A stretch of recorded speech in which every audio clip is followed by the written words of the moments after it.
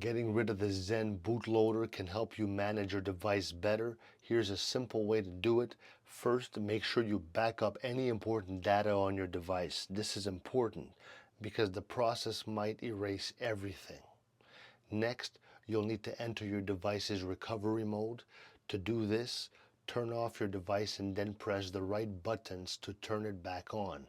This usually involves pressing the power and volume buttons at the same time. All right? Now, once in recovery mode, look for the option that says wipe data or factory reset. This will remove the Zen bootloader. Follow the on-screen instructions to confirm the reset. After that, your device will restart. It may take a little while, so be patient. Once it's back on, you should no longer see the Zen bootloader. Finally, just remember that you may need to set up your device again. So just like when you first got it, keep in mind that this process can vary depending on your device. So check online for specific steps for your model. With these steps, you can successfully get rid of the Zen bootloader.